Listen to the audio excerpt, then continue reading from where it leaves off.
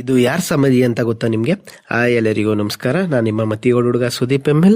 ಇವತ್ತು ನಿಮ್ಗೆ ಒನಕೆ ಓಬವ್ವನ ಕಿಂಡಿ ಹಾಗೂ ಅಕ್ಕ ತಂಗಿಯರ ಕೊಳ ಹಾಗೂ ತಣ್ಣೀರ್ ದೋಣಿ ತೋರ್ಸೋಣ ಅಂತ ಹೋಗ್ತಾ ಇದ್ದೀನಿ. ಬನ್ನಿ. ಇದೇ ನೋಡಿ ಅಕ್ಕ ತಂಗಿಯರ ಕೊಳ. ಇದು ಬೇಸಿಗೆ ಬರ್ಲಿ ಬಿಸಿಲೇ ಬರ್ಲಿ ನೀರು ಬತ್ತೋಗೋದಿಲ್ವಂತೆ. ಅಕ್ಕಪಕ್ಕದಲ್ಲಿರೋದಕ್ಕೆ ಇದನ್ನು ಅಕ್ಕ ತಂಗಿಯರ ಕೊಳ ಎಂದು ಕರೆಯುತ್ತಾರೆ. ಇದೇ ನೋಡಿ ತಣ್ಣೀರು ದೋಣಿ. ವರ್ಷ ಪೂರ್ತಿ ನೀರು ಬರುವ ಜಾಗವಿದು. ಇದೇ ನೋಡಿ ಒನಕೆ ಓಬವ್ವನ ಕಿಂಡಿಗೆ ಹೋಗುವಾಗ ಆಂಜನೇಯ ದೇವಸ್ಥಾನ ಸಿಗುತ್ತೆ. ಇದೇ ನೋಡಿ ಒನಕೆ ಓಬವ್ವನ ಕಿಂಡಿ. ಕೋಟೆಯ ಮೇಲೆ ಹೈದರಾಲಿಯ ಸೈನ್ಯದ ಪಡೆ ಕೋಟೆಯ ದಾಳಿ ಮಾಡಲು ಪ್ರವೇಶಿಸಿದಾಗ ಅದನ್ನು ಕಂಡ ಒನಕೆ ಓಬವ್ವನ ತನ್ನ ಒನಕೆಯಿಂದಲೇ ಹಲವಾರು ಶತ್ರು ಸೈನಿಕರನ್ನು ಸದೆ ಬಡಿದು ಕೊಂದು ಹಾಕಿದ ಜಾಗವಿದು. ದುರ್ಗದ ರಕ್ಷಣೆಗಾಗಿ ತನ್ನ ಪ್ರಾಣವನ್ನೇ ತ್ಯಾಗ ಮಾಡಿದ ಧೀರ ಮಹಿಳೆ ಒನಕೆ ಓಬವ್ವ.